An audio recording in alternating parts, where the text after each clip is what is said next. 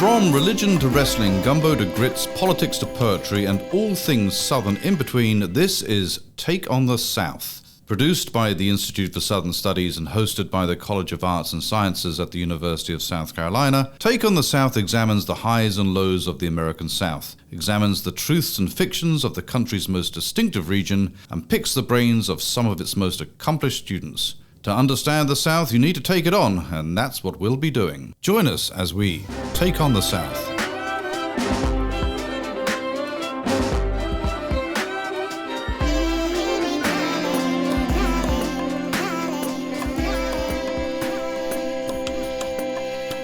Words.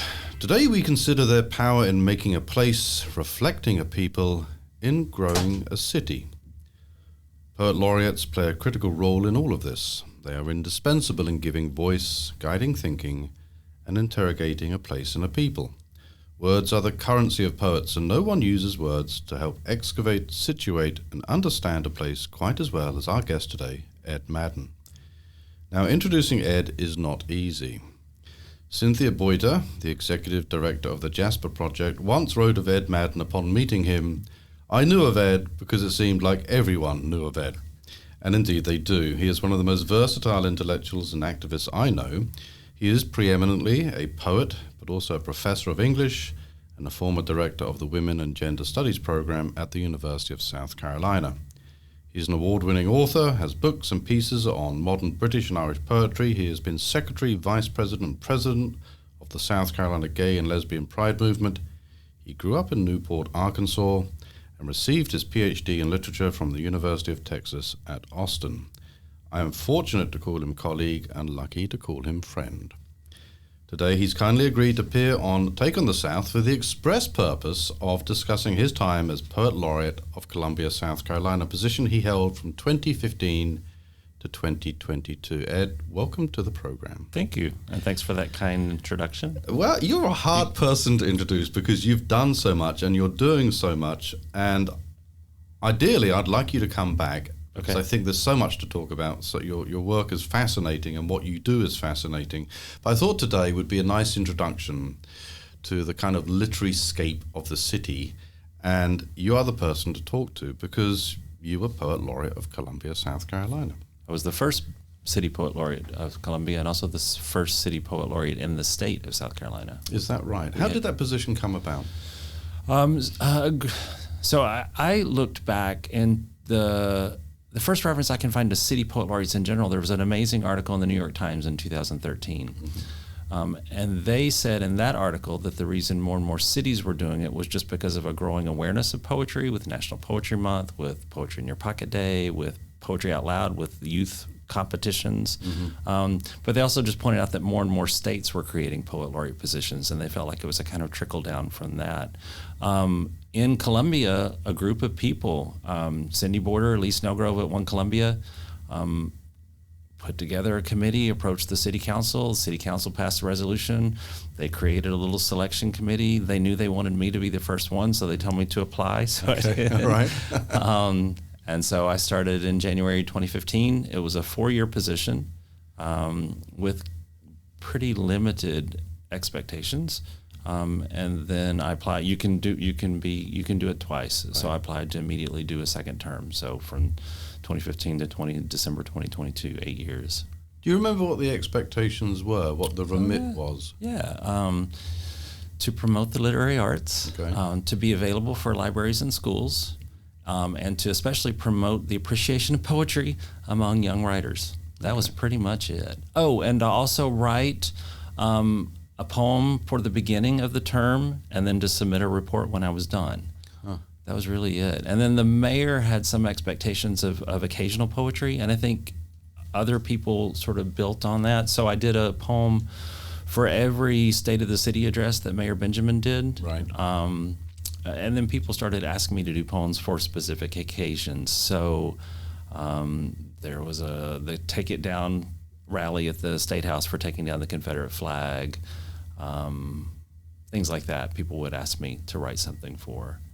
But that was really it. Encourage writing. I mean, I think the things I tried to do to expand the role Number one, I wanted to create venues for local writers. So in other cities where they've done kind of public poetry projects, and we can talk about some of these in a bit, but like putting poems on the sidewalk, things like that, they tend to use canonical poets. I mean, Langston Hughes and T.S. Eliot were on the sidewalks in Boston. Right. I wanted to use local writers, and particularly as much as possible young writers. So I did. And also I wanted to make, because Columbia is so proud of being a city of public art, different forms of public art, I wanted to think of the literary arts as public art, and how could we do that?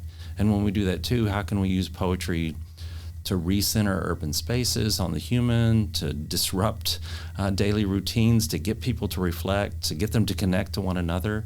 So the first and obvious choice was to put poems on the public transportation. I mean, every city does that, the subways and the buses.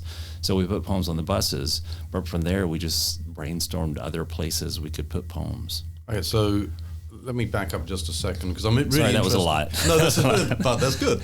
I'm really interested in this disruptive quality that you're talking about. But before we get to that, you're looking around for local writers. You obviously know a lot of them already. Would you characterize Columbia's local writers as being sort of deep and wide? I mean, do we have a lot of them? Yes. Okay. And we have lots of different kinds of writers, not just because we're a university town, but we have really strong youth arts programs. Like for almost 20 years, I taught in a summer program for middle school kids, Tridac Arts Consortium, which included a creative writing unit, a creative writing section, a 3-week summer camp. But also we have a really strong spoken word poetry scene. So I just think, I mean, deep and wide is a nice way to describe it in terms of the community here. And also feel like I may be wrong, but I feel like the poetry community is a lot less siloed or divided by the town gown issues as some of the other arts communities are.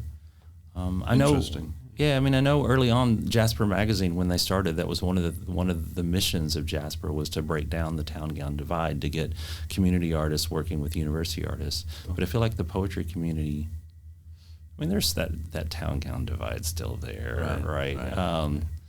Those credentials, those gatekeeping modes. But I just felt like the poetry community maybe has less of that than some of the other arts communities. Yeah, and I think, part of what you did was break down that silo, right? I'll ask for a quick comparison here, not in order to rank, but I'm just curious. When people think of South Carolina in particular, if they were to say, poetry or the literary genres, they'd probably think Charleston, right? Or would they? I don't know. Maybe I'm just feeding a stereotype here. No, I mean, the Poetry Society of South Carolina, which is the really old poetry organization here, was founded in Charleston and was really at home in Charleston until very recently. Where is it now? Well, it's still technically in Charleston, I guess. Okay. But the current president has really pushed for activities to be outside of Charleston.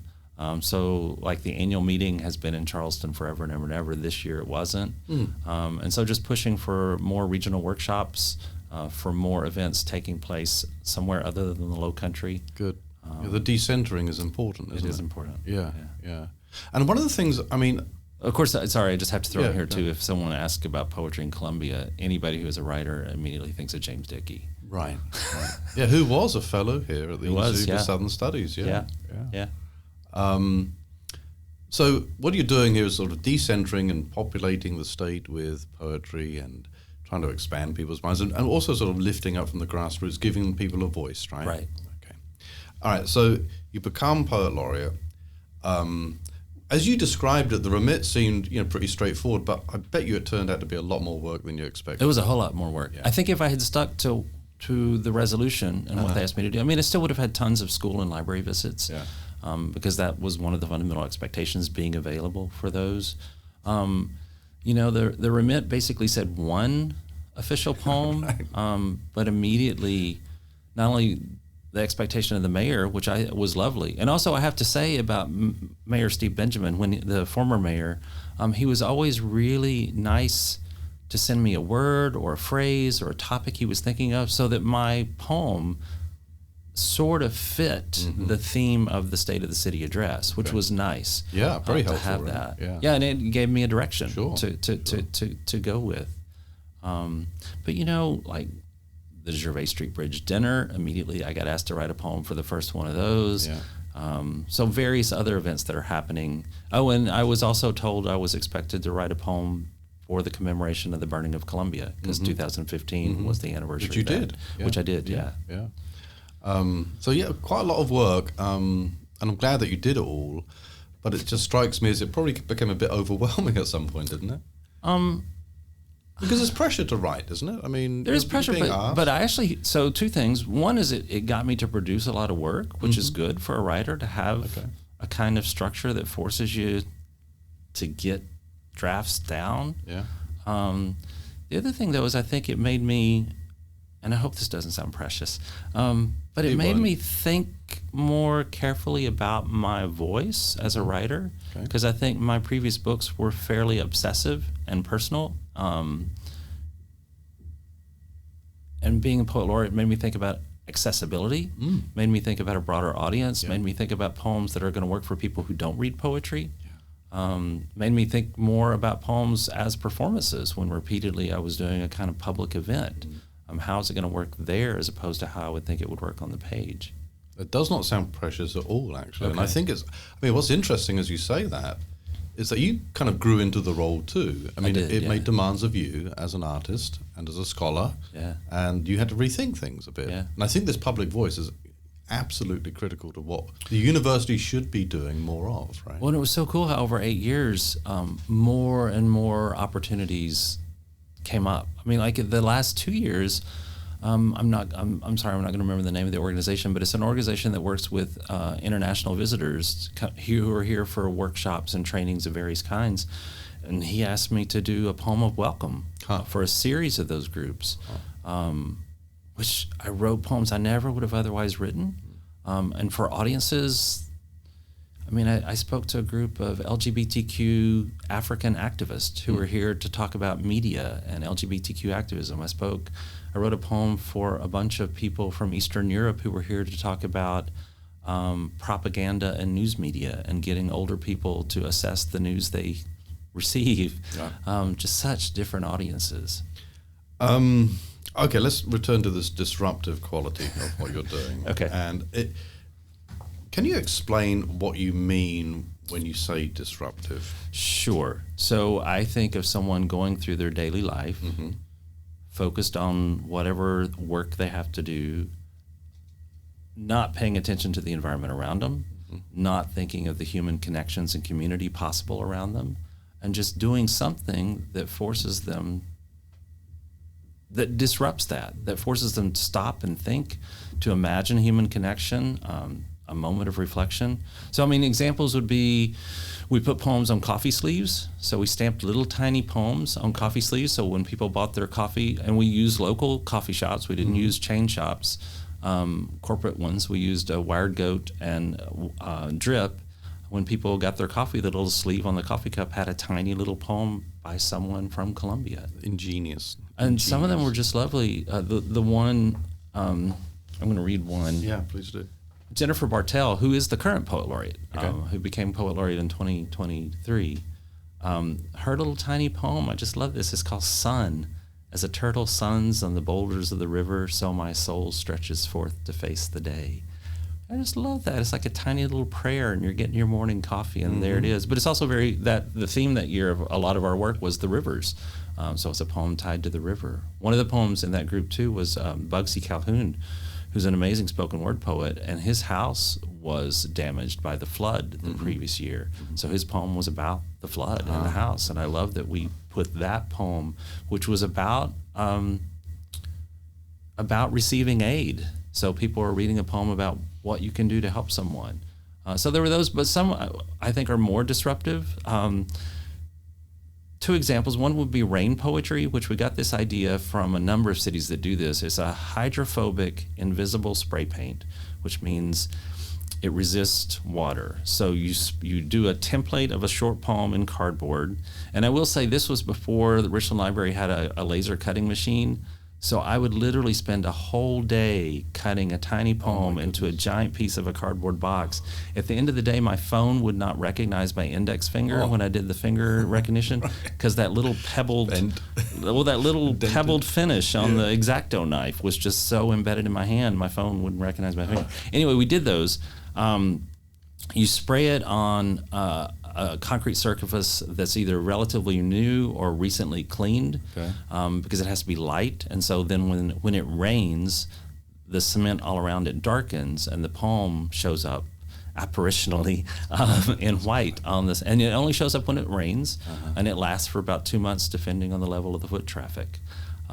Did you have to? Is this a municipal issue? Like, do you have to get permission to do this? That's a good question. I'm actually teaching a course now on creative writing and community engagement, and this is one of the things we've talked about. When should you ask for permission, and when should you not, and who should you ask? For that one, because I was working with One Columbia, we did lots of city sidewalks, particularly downtown, where we didn't think we needed to ask. If a business owner came out and asked what we were doing, we would explain. Most of them were tickled.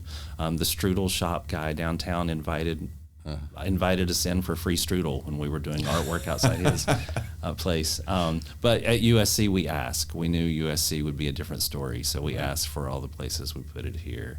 So that would be one, the rain poems, and I just love them because they only show up when it rains. Brilliant. And I had tons. I was teaching at the summer camp for middle school kids the first time I did it, so I gave them a contest. I said, write me a poem for this, and the 5 best ones we'll put on sidewalks, and they were all excited. Make it really short too. Spare my finger. And some of them were so beautiful. Some of them were just so beautiful. One was about the clouds breaking open because the truth was too much to bear. I know, written by a 5th grader. I'm like, oh my God. So we put that, and we invited a couple of the kids down to the Vista, because one of the TV stations wanted to film them, and we took a big bucket of water and poured it over their poems, and they're like, oh, so excited to see their poem. It was very fun. So there were those, but I think the most disruptive thing we did in 2017, we always tried to do something for National Poetry Month, which is always in April. 2017, April Fool's Day, April 1st fell on a Saturday, and Saturday they don't do parking tickets downtown. So it was like the perfect opportunity. It's National Poetry Month, it's April Fool's Day, and they don't ticket. And it also happened to be a gorgeous April 1st. The Soda City Market was packed. There were all sorts of events happening downtown. We did not ask permission for this because we knew we would be denied. We sent an image. So I solicited poems about parking and driving and cars to poets all over the state. I picked 8. Okay. I didn't even tell them what we're doing. So I said, it's going to be part of a project in April for National Poetry Month. Lee Snellgrove designed a ticket that looked exactly like a city parking ticket with the barcode and the little seal of the city and everything. The seal actually said, this is an April Fool's joke. And the back had a kind of watermark, this is not a traffic ticket, this is not a traffic ticket. But we distributed 2,500 fake parking tickets all over downtown that day. I was teaching a creative writing class, and I gave them extra credit for community service for coming in and helping me do it. Cool. We got more social media out of that project than anything else I did in the 8 years I was Poet Laureate in the city. It was so fun. Has any other city done that? So Miami has now. Okay, but they after you. After me. Okay. I don't know of anyone who had done it before. We were just trying to brainstorm places where do you encounter paper that we could put a poem. And it was really clever. It was such a great day. Did that make any national news? Yes, it did. Just little stories for National Poetry Month. Yeah. That was really clever. So the AP picked it up. Okay, so good. Yeah. I remember reading it somewhere. I was like, okay, I'm proud of this. It was fun. So it's good to be in this city.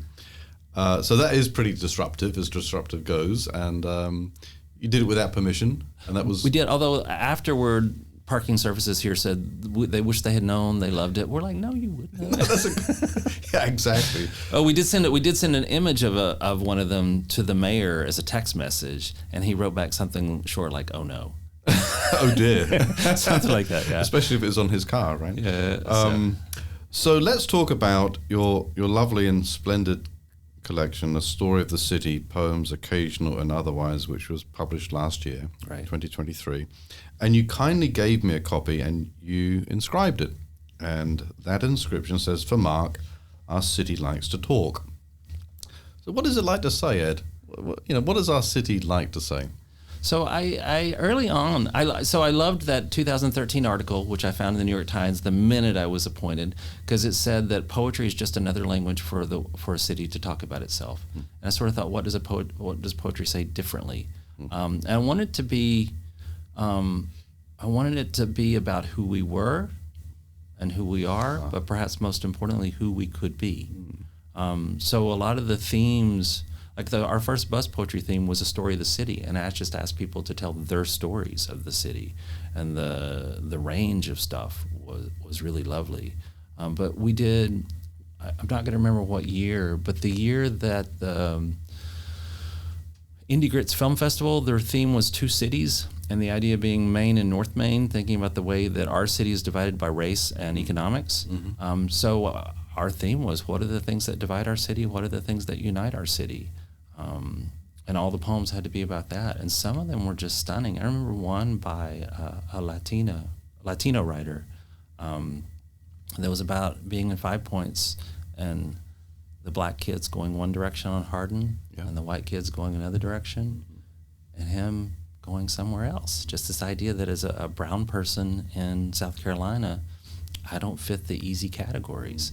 I'm not visible to either, So we got some just a really amazing poems for that project. And I love that it was a project about who we are, but also who we could be. Like, how could we be different? As I read your work, there's a lot of research that goes into, especially the historical pieces. Yeah. You read carefully and widely. I had to. I'm not from South Carolina, so I'm from Arkansas. I went to graduate school in Texas. So I moved here in '94. I considered South Carolina home, but like when the very first poem I was asked to do was on the burning of the city. Right. So I read tons of stuff about Sherman coming to Columbia because I had to get it right. Yeah. This was an official poem for the commemoration, and even like I was asked to do a poem for. Oh, I'm not going to remember who it was for. Sorry, I'm looking at my book. Forgive me. You've done so many, of course it's going to be difficult to pinpoint them.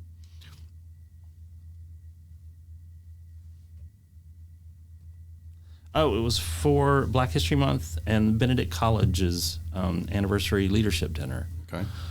I wasn't sure what to do for that, but I found those beautiful pictures in the Columbia 63 archive that are online of student activists from Benedict and Allen University protesting. And so I thought, that's the thing I need to do. If it's about a century of Black History Month, if it's about leadership. So the poem became a meditation on one of those very specific historical photographs that I assume Bobby Donaldson or someone here had done as part of the Columbia 63 project. Sure. So as I read this work, I walk away with the idea that Columbia is a garrulous city. It talks a lot. It has a lot to say. Right? Well, and the line that I put in is from one of my poems.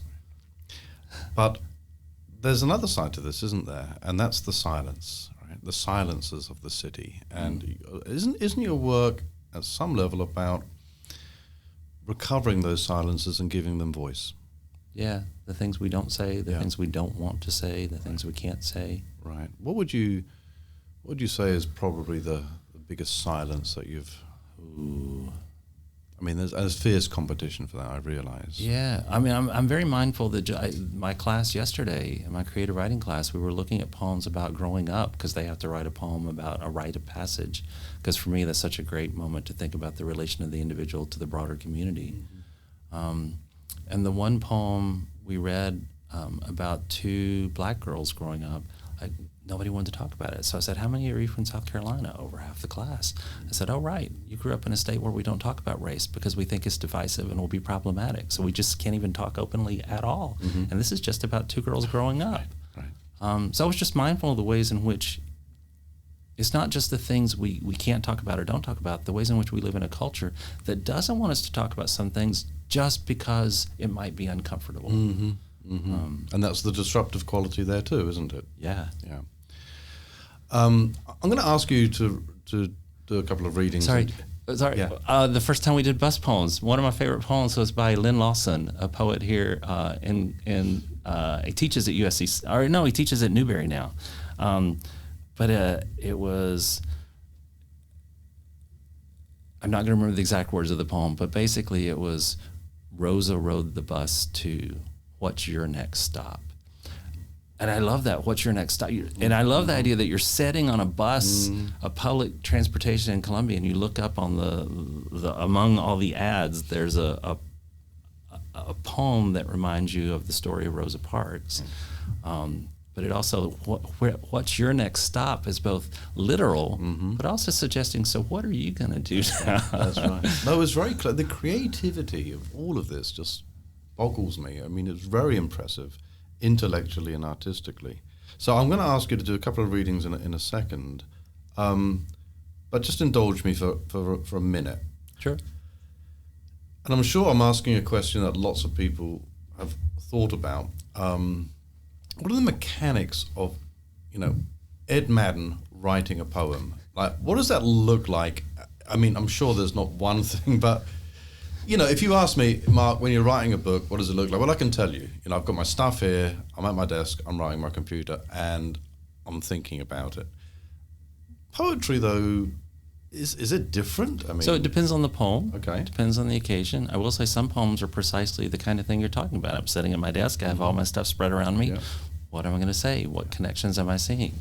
For me, a useful example would be, I was asked to write a poem for the Take It Down rally. So the giant rally demanding the removal of the Confederate flag from the State House after the Charleston shootings. And I did not know what to say. So I read voraciously, and I still did not know what I wanted to say. So the whole poem's built around things other people said. It's called Someone Said. I mean, the sort of repetition of the poem. Someone said this. Someone said that. And very different political and personal takes on what happened. I did include then Governor Nikki Haley's comment that we'll never understand, because I thought, no, we need to understand this, because I felt like that was a kind of cop-out, if I can say this on this show. Sure. But ultimately, it was a poem I didn't know how to write, so I built it out of other voices. A year later, I was asked to write a poem. The state newspaper asked me to write a poem commemorating, I mean, I hate to use that word, but how would you write about this a year after? And for that one, I did a bunch of research, and I was struck by a particular story, the fact that the lesson that they were studying that night in Mother Emanuel Church was one verse from the parable of the sower. So the parable of the sower, anyone who grew up in a Christian tradition knows this story, and it's about change. It's about, is your heart receptive enough to let the seed grow, right? They were reading about stony ground, and stony ground is when the seed's thrown out, it comes up quick, it looks great, but there are no roots and it withers away. I thought, that's my story. It's a year out. Have we changed? We did lots of public stuff, taking down the flag, lots of things in the newspapers, but have we as a society fundamentally changed? So I knew that poem, I was going to use that story as the kind of centering thing and ask that question. Have we changed, and how would we know we have, right? So two very different approaches. Interesting. I mean, is there a moment when Ed Madden isn't being asked to write poetry or isn't being solicited, that Ed Madden just sits down and says, I want to write today? Sometimes, yeah. And there are some of those in there. And the weird thing was I published 2 books last year. So one was a very personal book about my family history in Arkansas. And then this book, and I mean, they're not unconnected, but they're very different ways of thinking about what poetry can do. Which is why we're going to have you back to talk about the other book you published in the same year. All right, could you do us the favor and honor of giving us a reading from A Story for the City, perhaps 2 of your most, well, not favorite, but things that speak to you? Maybe I will start with the one I was just mentioning, The Lesson That Night. Okay. So the state newspaper contacted me, one of the writers there, and said, "Would you like to write something?" A year later, how would you, And again, I hate to use that word commemorate, but to commemorate a year after the Charleston shooting. Sure. And I used as epigraph 2 epigraphs, one from Mark 4:16, the parable of the sower from the gospel they were reading, and these are they likewise which are sown on stony ground. Mm-hmm. And the other from Nikki Finney, our beautiful poet here. She should be the state laureate. Her poem, A New Day Dawns, which was about the removal of the Confederate flag and had been published in the state newspaper. And I just loved her line, "Who are we now?" Mm-hmm. Like, we've done this symbolic act. Who are we? Cool. And there are references to, the schools. There are references to the African-American girl who was slung out of her seat by a security officer here in Columbia. There are references to Walter Scott, who was shot in the back in Charleston. All of those happening within the year after. Within that year, that's right. So this is the poem, The Lesson That Night. How hot it was, that sun-beat week, watering the yard every day, the curled leaves and dry ground, green wings of zinnia breaking the soil. They sat together around a green table, prayed, sang, then opened the gospel. The lesson that night was seed sown on stony ground. What can we know of the human heart, entangled in all that we've been taught? A boy from here sat with them about an hour, then aimed his hate and opened fire. How quick we were to act, focused on that festering flag, quick to take it down and move forward, move on. These aren't the same. After weeks of heat, it rained the day the governor said to take it down. Are we somehow different now? How would we know? We furled a flag, a girl was slung across a room, a man who ran shot in the back. The broken schools remain. What has changed beyond that square of empty sky where it once flew, the opened door of clouds and blue? The lesson that night was stony ground, not birds, not thorns, not the good soil. What grows up quick amid the stones, what has no roots, what withers away. A friend calls change a perennial plant. A second year takes nurture and luck. If it comes back another year, a better chance that it will stay. Water well the just sown and just up. Water long in morning light.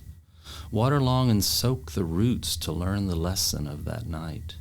Learn the lesson of that night. Powerful stuff. Thank you.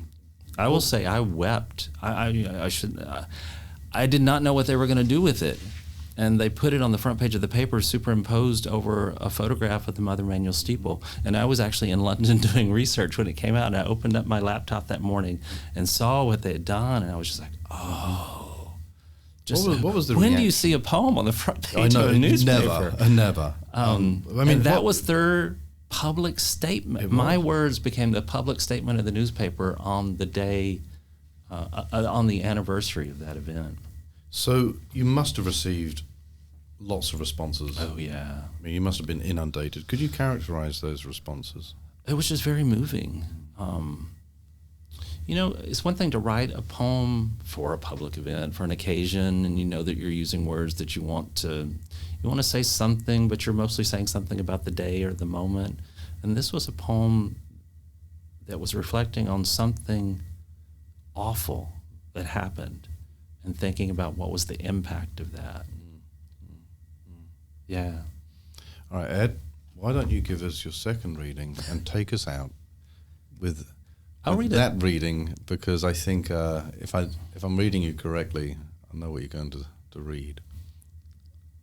You do? I thought it was the first one. Oh, I can? Okay, sure. Because I like that too.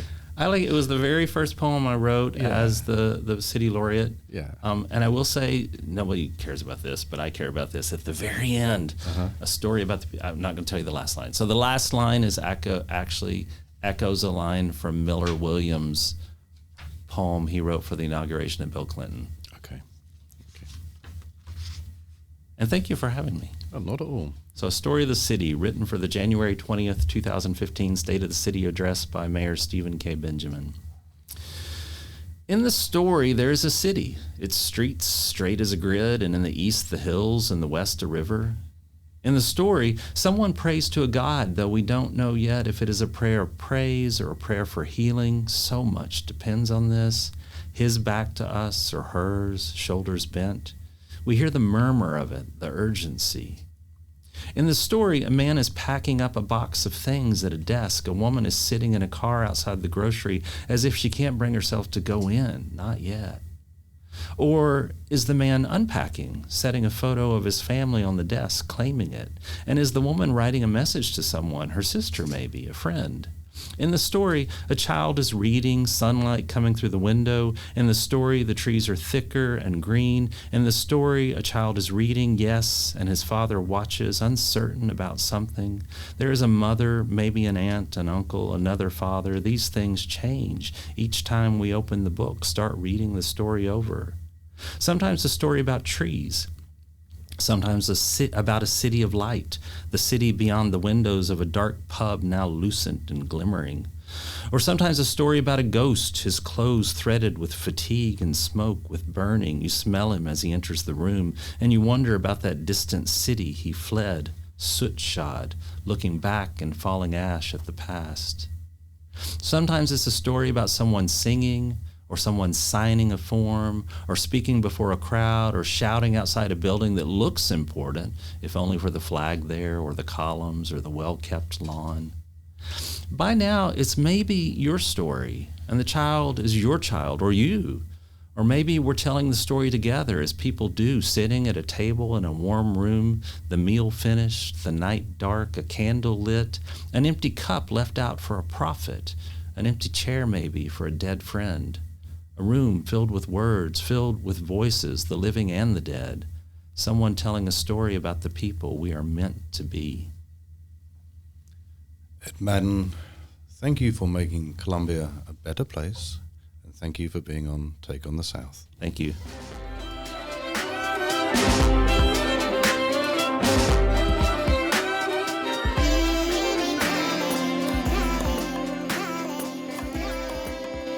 That was our Take on the South. Let us know yours.